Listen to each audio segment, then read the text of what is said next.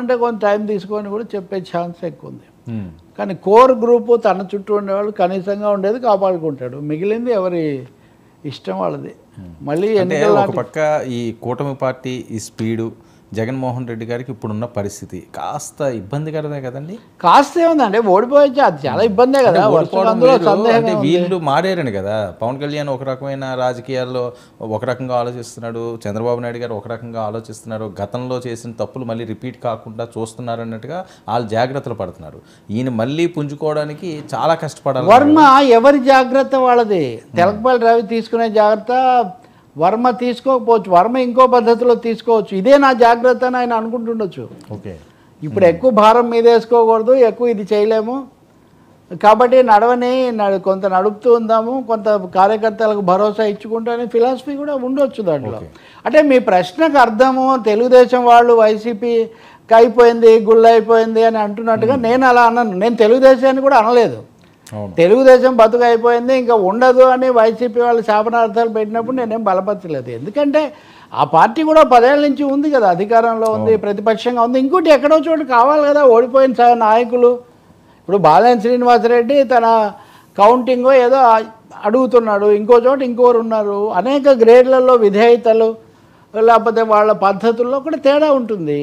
నిలబడే వాళ్ళు నిలబడతారు, జారిపోయే వాళ్ళు జారిపోతారు, కొత్త వాళ్ళు వస్తారు. ఇదొక నడుస్తూ ఉంటుంది అంతే రాజకీయం. కష్టం అంటే కష్టమే, ఇలా కూడా ఉండదు. ఎందుకంటే భవిష్యత్తులో కేసులు వస్తాయి, లేకపోతే వాటన్నిటిని ఎదుర్కోవాల్సి వస్తుంది, దాడులు జరుగుతాయి. తట్టుకోవాలి కదా ఇదంతా. కాబట్టి అవన్నీ తట్టుకోగలరా లేదా, ఆ పార్టీ ఉండగలదా లేదా అంటే ఆ పార్టీ ఇప్పటికిప్పుడు ఏదో ఎత్తిపోతుందని నేనేం చెప్పట్లేదు. కాపాడుకోవడం ఎందుకని అంటే అండి, పార్టీలనైనా సంస్థలనైనా ఏదో కేవలం నాయకుల మహత్యంతోనే ఉండవు. వాటి అవసరం అక్కడ ఒకటి ఉంటుంది. It's a political social vacuum that keeps political forces. Anti or non Telugu Desam camp ఒకటి ఉండాలి కదా. దానికి వైసీపీ కాకుండా ఇంకెవరో వచ్చే ఛాన్స్ ఇప్పుడు లేదు కదా. మీరు అన్నట్టుగా పవన్ కళ్యాణ్ వాళ్ళు జాగ్రత్త పడుతున్నారు అంటే పవన్ కళ్యాణే కాదు కదా, చంద్రబాబు నాయుడు కూడా జాగ్రత్త పడి జన్మభూమి కమిటీలు అవి ఇవి అంటున్నారు కదా. కాబట్టి అంతర్గత వైరుధ్యాలు ఉంటాయి, మిత్ర వైరుధ్యాలు ఉంటాయి, శత్రు వైరుధ్యాలు ఉంటాయి. వాటి అన్నింటిలో ఎవరు ఏ మేరకు కాపాడుకుంటారన్నది మనం ప్రాక్టికల్గా ఇంకా కొంతకాలం గడిచాక మనం అది చూస్తాం.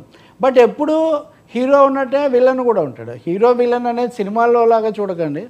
నాయకుడు ప్రతినాయకుడు, పక్షము ప్రతిపక్షము అన్న పద్ధతిలో ఉంటుంది.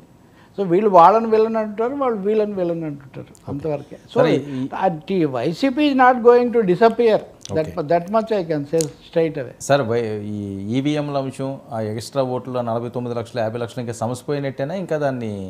అదే కదా ఇప్పుడు ఆంధ్రప్రదేశ్కి వచ్చింది. నిన్న కూడా నేను కామెంట్ చేశాను. బాలినేని శ్రీనివాసరెడ్డి వేసింది 25-28 తేదీల మధ్యలో ఆ రీకౌంటింగ్ చేస్తారంటున్నారు. అలాగే విజయనగరం ఎంపీ చంద్రశేఖర్ అని ఆయన కూడా బొబ్బిలిలో ఆయన 2 సీట్లకు సంబంధించి 2 ఈవీఎంలకు సంబంధించి ఆయన డబ్బు కట్టాడు. ఈయన ఒక 6 లక్షలు కట్టాడు, ఆయన కూడా ఒక 1,00,000 రూపాయలు ఎంతో కట్టారు. ఆ మేరకు వాళ్ళు కోరుకున్న ఈవీఎంలను ఓపెన్ చేసి రీకౌంటింగ్ అవన్నీ కూడా చేస్తారు. అప్పుడు ఏమైనా సందేహాలు వస్తే ఏం చేస్తారో అది మనం చూడాలి. మన మీడియాలో కొన్ని మీడియా సంస్థలు రీపోలింగ్ అని పెడుతున్నాయి. ఇక్కడ జరిగేది రీకౌంటింగే. ఇంకోటి కూడా చెప్పాలండి, రీకౌంటింగ్ అనే దానికి ఎప్పుడు ఉందండి అవకాశం. ఇది పేపర్ బ్యాలెట్ ఉన్న రోజుల్లో కూడా రీకౌంటింగ్ వాళ్ళు అడగవచ్చు. నాకు సందేహం ఉంది. లేకపోతే ఉదాహరణకు 5 ఓట్లతో ఇప్పుడు లోకేష్ విజయం సాధించినప్పుడు చాలా తక్కువ ఓట్లతో లోకేష్ మీద ఆర్కే ఆయన దాన్ని సవాల్ చేయొచ్చు. ఒక్కోసారి మళ్ళీ లెక్కింపు కూడా చేస్తుంటారు, మారుతూ ఉంటుంది కూడా. అందుకని ఇది సాధారణమైన రీకౌంటింగ్ లాంటిదే. కాకపోతే దీంట్లో ఏం లెసన్స్ వస్తాయి, దీంట్లో తేడా కనుక వచ్చిందంటే ఈ ఒంగోలు పార్లమెంటరీ సీటు ముందు చేస్తున్నారు. దీంట్లో కనుక లెక్కల్లో గల్లంతు జరిగిందని ఏమైనా వస్తే మటుకు దాని మీద ప్రభావం చాలా ఎక్కువగా ఉంటుంది. ఇదే పద్ధతిలో వైసీపీ వాళ్ళు ఇంకా చాలా చోట్ల అడగాలనుకుంటున్నారని కూడా మనం వింటున్నాం. సుప్రీంకోర్టు ముందు కూడా ఒక కేసు ఉంది.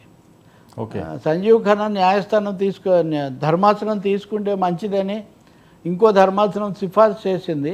అది ప్రధాన న్యాయమూర్తి చెప్పాలి. అందుకని సుప్రీంకోర్టులో నడుస్తూ ఉంది.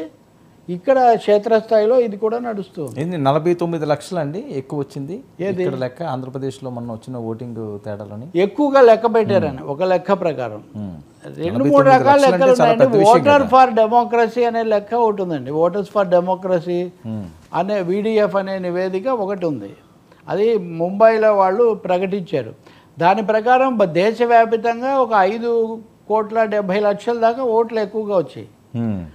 దీనివల్ల రెండో దఫా మలి దఫా పోలింగ్లో సెకండ్ స్టేజ్ ఆఫ్ పోలింగ్లో దాదాపు 70-80 స్థానాలు ఎన్డీఏకి ఎక్కువగా వచ్చాయని వాళ్ళు తేల్చారు. ఎందుకంటే ఆ దశలో 3కు 3, 4కు 4 అన్ని వైసీపీకి బీజేపీకే వచ్చాయి. మరి అదే రాష్ట్రాల్లో తర్వాత దశల్లో రాలేదు అట్లా. మరి ఇంత ఈ రెండో దశలోనే 3కు 3 ఎందుకు వచ్చాయి, 5వ దశలో ఎందుకు రాలేదు? ఇది సందేహాస్పదం అని. ఇంకొకటి కొన్ని చోట్ల ఎక్కువ కొన్ని చోట్ల తక్కువ, ఇన్ని డిస్క్రిపెన్సీస్ ఎందుకు వచ్చాయి, వీటికి సంబంధించి వివరణ లేదు.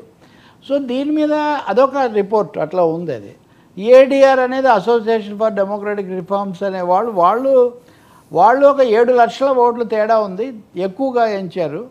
దీనివల్ల ఇన్ని నియోజకవర్గాలు తేడా ఉంది. అసలు దీనికి ఎక్స్ప్లెనేషన్ లేదు.